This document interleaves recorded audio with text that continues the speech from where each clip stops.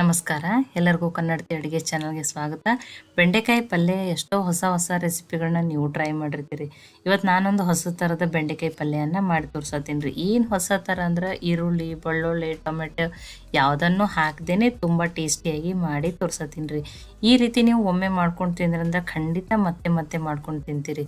ಇವತ್ತು ನಾನು ಯೂಸ್ ಮಾಡೋ ಇಂಗ್ರೀಡಿಯೆಂಟ್ಸ್ ಅಂತೂ ನಿಮ್ಮ ಕಿಚನ್ದಾಗ ಆಲ್ರೆಡಿ ಇದ್ದೇ ಇರ್ತಾವ್ರಿ. ನನ್ನ ರೀತಿಯಲ್ಲೊಮ್ಮೆ ಟ್ರೈ ಮಾಡಿ ನೋಡಿ. ಇಲ್ಲಿ ನಾನು ಪಾವು kg ಅಂದರೆ 250 ಗ್ರಾಮ್ ಆಗಷ್ಟು ಬೆಂಡೆಕಾಯನ್ನು ತೊಳೆದ್ಬಿಟ್ಟು ಈ ರೀತಿ ಕಟ್ ಮಾಡಿ ತೊಗೊಂಡಿದ್ದೀನಿ ರೀ. ನೋಡಿ, ಭಾಳ ಉದ್ದುದ ಬೆಂಡೆಕಾಯಿ ಇದ್ರಂದ್ರೆ ಅದರಲ್ಲಿ ಒಂದರಲ್ಲಿ 2 ಮಾಡಿ ಈ ರೀತಿ ಸೆಂಟ್ರಲ್ಲಿ ಕಟ್ ಮಾಡ್ಕೊಂಡ್ರಿ. ಇಲ್ಲ ಎಳೆ ಇದ್ದು ಸಣ್ಣ ಅಂದರೆ ಒಂದನ್ನೇ ಕಟ್ ಮಾಡ್ಕೊಂಡಿದ್ದೀನಿ ರೀ.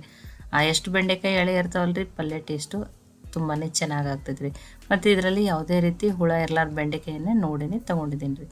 ಈಗ ಇದಕ್ಕೆ ಸ್ವಲ್ಪ ಮಸಾಲೆಗಳನ್ನ ಹಾಕ್ತೀನಿ. ಅದಕ್ಕೆ ನಾನು 1 ಸ್ಪೂನ್ ಆಗಷ್ಟು ರೆಡ್ ಚಿಲ್ಲಿ ಪೌಡ್ರನ್ನ ಹಾಕ್ತಾಯಿನಿ ರೀ. ಖಾರ ನೀವು ನೋಡ್ಕೊಂಡು ಹಾಕೋರಿ. ಒಂದು ಸ್ವಲ್ಪ ಅರಿಶಿಣ ಅಂದರೆ ಒಂದು ಅರ್ಧ ಸ್ಪೂನ್ ಆಗಷ್ಟು ಹಾಕೀನಿ ರೀ. ಒಂದು ಅರ್ಧ ಸ್ಪೂನ್ ಆಗಷ್ಟು ಗರಂ ಮಸಾಲೆ ಹಾಕ್ತಾಯಿದ್ದೀನಿ ರೀ. ಒಂದು ಅರ್ಧ ಸ್ಪೂನ್ ಆಗಷ್ಟು ಜೀರಿಗೆ ಪುಡಿ, ಇದು ಹುರಿದಿರುವ ಜೀರಿಗೆ ಪುಡಿ ರೀ. ಒಂದು ಅರ್ಧ ಸ್ಪೂನ್ ಆಗಷ್ಟು ಚಾಟ್ ಮಸಾಲೆ ಹಾಕ್ತಾಯಿದ್ದೀನಿ ರೀ. ಚಾಟ್ ಮಸಾಲೆ ಹಾಕೋದ್ರಿಂದ ಫ್ಲೇವರ್ ತುಂಬಾ ಚೆನ್ನಾಗಿ ಕೊಡ್ತದೆ ರೀ. ರುಚಿಗೆ ತಕ್ಕಷ್ಟು ಉಪ್ಪು.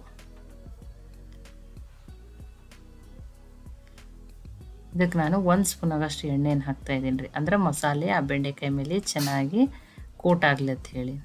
ನೋಡಿರಿ, ಈಗ ಇದನ್ನು ಮಿಕ್ಸ್ ಮಾಡೋಣ ರೀ. ನೀವು ಸ್ಪೂನ್ದೇನು ಮಿಕ್ಸ್ ಮಾಡ್ಬೋದು, ನಾನು ಕೈಲೇ ಮಿಕ್ಸ್ ಮಾಡ್ತೀನಿ ರೀ. ಮಸಾಲೆ ಚೆನ್ನಾಗಿ ಕೋಟ್ ಆಗ್ಬೇಕು ರೀ.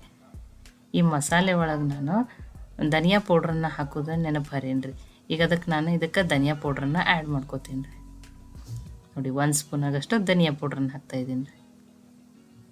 ಈಗ ಇದನ್ನು ಮಿಕ್ಸ್ ಮಾಡೋಣ ರೀ. ನೋಡಿರಿ, ಈಗ ಮಸಾಲೆ ಎಲ್ಲನೂ ಚೆನ್ನಾಗಿ ಮಿಕ್ಸ್ ಆಗ್ಯದ್ರಿ. ಈಗ ಇದು ನೋಡಿರಿ, ಉಪ್ಪು ಹಾಕಿರೋದ್ರಿಂದ ಸ್ವಲ್ಪ ಆಮೇಲೆ ನೀರು ಬಿಟ್ಟಂಗೆ ಆಗ್ತದೆ. ಅದಕ್ಕೆ ನಾನು ಇದನ್ನು ಮುಚ್ಚಿ ಒಂದು 10 ನಿಮಿಷ ತೆಗೆದಿಡ್ತೀನಿ. ಅಂದ್ರೆ ಮಸಾಲೆನೂ ಎಲ್ಲ ಚೆನ್ನಾಗಿ ಆ ಬೆಂಡೆಕಾಯಿಗೆ ಹತ್ಕೋತದೆ ರೀ. ಈಗ ಒಂದು ಪ್ಯಾನ್ಗೆ ನಾನು 3 ಸ್ಪೂನ್ ಆಗಷ್ಟು ಕಡಲೆ ಹಿಟ್ಟು ಅಥವಾ ಕಡಲೆಬೇಳೆ ಹಿಟ್ಟನ್ನು ತೊಗೊಂಡಿದ್ದೀನಿ ರೀ. ಸಣ್ಣ ಸ್ಪೂನ್ದಿಂದನೇ 3 ಸ್ಪೂನ್ ತೊಗೊಂಡಿದ್ದೀನಿ ರೀ. ಈಗ ಇದನ್ನು ಮೀಡಿಯಮ್ ಫ್ಲೇಮಲ್ಲಿ ಇಟ್ಟನೆ ಹುರಿಯೋಣ ರೀ. ಕಡಲೆ ಹಿಟ್ಟಿನ ಹಸಿ ವಾಸನೆ ಹೋಗ್ಬೇಕ್ರಿ. ಅದು ಆ ರೀತಿ ಚೆನ್ನಾಗಿ ಹುರ್ಕೊಳ್ಳೋಣ ರೀ. ಸ್ವಲ್ಪ ಕಲರ್ ಚೇಂಜ್ ಆಗಬೇಕು ಅಂತ ಹುರಿದಂಗೆ ಘಮಘಮನೆ ವಾಸನೆ ಬರ್ತಿರ್ತದೆ ರೀ. ಅದು ನೋಡಿರಿ, ಕಡಲೆ ಹಿಟ್ಟು ಚೆನ್ನಾಗಿ ಹುರಿದದ್ರಿ. ಇಷ್ಟು ಹುರಿದ್ರೆ ಸಾಕ್ರಿ. ಹೈ ಫ್ಲೇಮಲ್ಲಿ ಇಡಬೇಡ್ರಿ, ಇಲ್ಲಾಂದ್ರೆ ಇದು ಸೀದ್ ಹೋಗ್ತದೆ. ಈಗ ಇದು ಕರೆಕ್ಟಾಗಿ ಹುರಿದದ್ರಿ. ನಾನು ಗ್ಯಾಸನ್ನು ಆಫ್ ಮಾಡ್ತೀನಿ. ಈಗ ಇದನ್ನು ಒಂದು ಪ್ಲೇಟಿಗೆ ಹಾಕಿ ಇಟ್ಕೋತೀನಿ ರೀ. ನೋಡಿರಿ, ಹಿಟ್ಟನ್ನು ಒಂದು ಸ್ವಲ್ಪ ಹೊತ್ತು ಆರಲಿ ರೀ. ಇದು ಅನ್ಕತಕ್ಕ ಸೈಡಿಗೆ ಇಡ್ತೀನಿ. ಇದನ್ನು ನಾನು ಆಮೇಲೆ ಯೂಸ್ ಮಾಡ್ತೀನಿ. ನೋಡಿರಿ, ಈಗ 10 ನಿಮಿಷ ಆಗ್ಯದ ರೀ. ನೋಡಿ, ಮಸಾಲೆ ಎಲ್ಲ ಚೆನ್ನಾಗಿ ಅಂಟ್ಕೊಂಡೋದ್ರಿ ಆ ಬೆಂಡೆಕಾಯಿ. ಈಗ ಇದು ಕರೆಕ್ಟಾಗಿ ರೆಡಿ ಆಗ್ಯದ್ರಿ. ಈಗ ಇದನ್ನು ಪಲ್ಯ ಮಾಡೋಣ. ಅನ್ಕತಕ್ಕ ಇದನ್ನು ಸೈಡಿಗೆ ಇಡ್ತೀನಿ. ಈ ಒಂದು ಪ್ಯಾನ್ಗೆ ನಾನು 2 ಸ್ಪೂನ್ ಆಗಷ್ಟು ಎಣ್ಣೆಯನ್ನು ಹಾಕ್ತಾಯಿದ್ದೀನಿ ರೀ. ಸಣ್ಣ ಸ್ಪೂನ್ದೇ, ಇಲ್ಲ ನಮ್ಗೆ ಎಣ್ಣೆ ನಡೀತದೆ ಒಂದು ಸ್ವಲ್ಪ ಜಾಸ್ತಿ ಆದ್ರಂದ್ರೂ ಇನ್ನೊಂದು ಸ್ಪೂನ್ ಆಗಷ್ಟು ಎಣ್ಣೆಯನ್ನು ಹಾಕಿರಿ. ನಾನಾದರೆ ಸ್ವಲ್ಪ ಕಡಿಮೆ ಎಣ್ಣೆಯಲ್ಲಿ ಮಾಡಿ ತೋರ್ಸತ್ತೀನಿ ರೀ.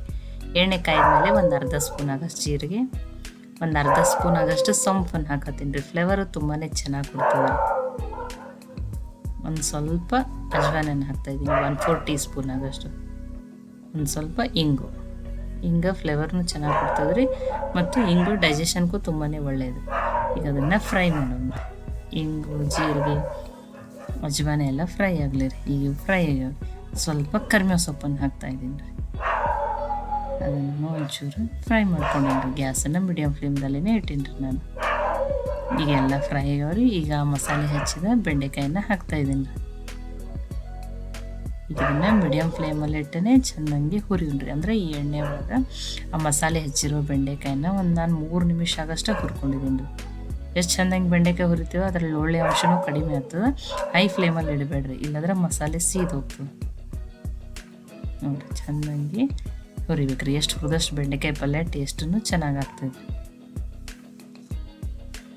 ನೋಡಿರಿ, ಒಂದು ಸ್ವಲ್ಪ ಹುರಿದೂ ಕಲರ್ನು ಸ್ವಲ್ಪ ಚೇಂಜ್ ಆಗಿದೆ ರೀ.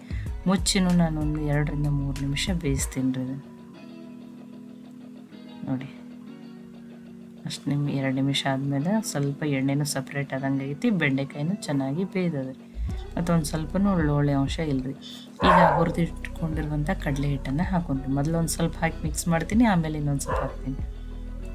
ನೋಡ್ಕೊಂಡು ಹಾಕೋರಿ. ನಿಮ್ಗೆ ಅಷ್ಟನ್ನು ಕರೆಕ್ಟ್ ಅನ್ನಿಸ್ತಂದ್ರೆ ನೀವು ಒಂದು ಸ್ವಲ್ಪ ಅದನ್ನು 1 ಸ್ಪೂನಾಗಷ್ಟು ಬಿಡ್ಬೋದು. ಅದು ನೋಡಿ ಒಂದು 2 ಸ್ಪೂನ್ ಆಗಷ್ಟು ಹಾಕಿ ಈಗ ನಾನು ಮಿಕ್ಸ್ ಮಾಡಿದ್ದೀನಿ ರೀ.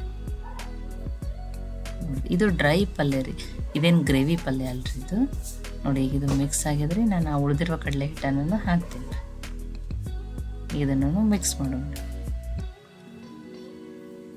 ನೋಡಿರಿ, ಆ ಕಡಲೆ ಹಿಟ್ಟು ಆ ಮಸಾಲೆ ಹಚ್ಚಿರೋ ಬೆಂಡೆಕಾಯಿ ಜೊತೆ ಚೆನ್ನಾಗಿ ಮಿಕ್ಸ್ ಆಗಲಿ ರೀ. ನೋಡಿರಿ, ಇದು ಕರೆಕ್ಟಾಗಿ ಮಿಕ್ಸ್ ಆಗ್ಯದ್ರಿ. ಆ ಕಡಲೆ ಹಿಟ್ಟನ್ನು ಆ ಮಸಾಲೆ ಜೊತೆ ಚೆನ್ನಾಗಿ ಬೇಯಲ್ರಿ. ನಾನು ಮುಚ್ಚಿ 2 ನಿಮಿಷ ಬೇಯಿಸ್ತೀನಿ ಇದನ್ನು. ನೋಡಿರಿ, 2 ನಿಮಿಷ ಆದಮೇಲೆ ಚೆನ್ನಾಗಿ ಬೇಯ್ದದ್ರಿ. ನೋಡಿ, ಮತ್ತು ಉದುರುದ್ರ ಆಗ್ಯದ, ಒಂಚೂರು ಲೋಳೆ ಅಂಶ ಏನೂ ಇಲ್ಲರಿ. ಈಗ ಲಾಸ್ಟಿಗೆ ನಾನು 1 ಸ್ಪೂನ್ ಆಗಷ್ಟು ನಿಂಬೆ ರಸನ ಹಾಕ್ತಾಯಿದ್ದೀನಿ. ನೀವು ಇಲ್ಲಾಂದ್ರೆ ಒಂದು ಅರ್ಧ ಸ್ಪೂನ್ ಆಗಷ್ಟು ಆಮ್ಚೂರು ಪೌಡ್ರನ್ನಾದ್ರೂ ಹಾಕ್ಬೋದು ರೀ. 1 ಸ್ಪೂನ್ ಆಗಷ್ಟು ಕಸೂರಿ ಮೆಂತ್ಯ ಹಾಕ್ತಾಯಿನಿ ರೀ. ಫ್ಲೇವರು ತುಂಬಾ ಚೆನ್ನಾಗಿ ಕೊಡ್ತದೆ. ಇದ್ರೆ ಹಾಕ್ರಿ, ಇಲ್ಲದ್ರೆ ನೀವು ಸ್ವಲ್ಪ ಕೊತ್ತಂಬರಿ ಸೊಪ್ಪನ್ನಾದ್ರೂ ಹಾಕ್ಬೋದು. ಈಗ ಅದನ್ನು ಮಿಕ್ಸ್ ಮಾಡೀನಿ ರೀ. ಇದು ಕರೆಕ್ಟಾಗಿ ಮಿಕ್ಸ್ ಆಗಿ ರೆಡಿ ಆಗಿದ್ರಿ. ಇದು ಈಗ ನೋಡಿರಿ, ಎಲ್ಲನೂ ಕರೆಕ್ಟಾಗಿ ಮಿಕ್ಸ್ ಆಗಿದ್ರಿ. ನಾನು ಗ್ಯಾಸನ್ನು ಆಫ್ ಮಾಡ್ತಾಯಿದ್ದೀನಿ. ಈಗ ಬಿಸಿ ಬಿಸಿ ಆಗಿರುವಂಥ ಕಡಲೆ ಹಿಟ್ಟಿನ ಬೆಂಡೆಕಾಯಿ ಹತ್ತಿರೋ, ಬೆಂಡೆಕಾಯಿ ಮಸಾಲ ಹತ್ತಿರೋ, ಅಥವಾ ಬೇಸನ್ ಬೆಂಡೆ ಅಂತಿರೋ ರೆಡಿ ಆಗ್ಯದ್ರಿ. ಇದು ನೀವು ರೋಟಿ, ಚಪಾತಿ, ಅನ್ನ, ಕುಲ್ಚಾ, ರಾಗಿ ರೊಟ್ಟಿ, ಅಕ್ಕಿ ರೊಟ್ಟಿ ಎಲ್ಲದಕ್ಕೂ ಬೆಸ್ಟು ಕಾಂಬಿನೇಷನ್ ರೀ. ಪರಾಟ ಜೊತೆನೂ ತಿನ್ಬೋದು ಇದನ್ನು. ಈ ರೆಸಿಪಿ ನಿಮ್ಗೆ ಇಷ್ಟ ಆಗಿತ್ತಂದ್ರೆ ಲೈಕ್ ಮಾಡಿ, ಶೇರ್ ಮಾಡಿ, ಕಮೆಂಟ್ ಮಾಡಿರಿ. ಖಂಡಿತನೂ ಟ್ರೈ ಮಾಡಿರಿ. ಮತ್ತೆ ಒಳ್ಳೆ ರೆಸಿಪಿ ಜೊತೆ ಸಿಗೋಣ. ಎಲ್ಲರಿಗೂ ಧನ್ಯವಾದಗಳು.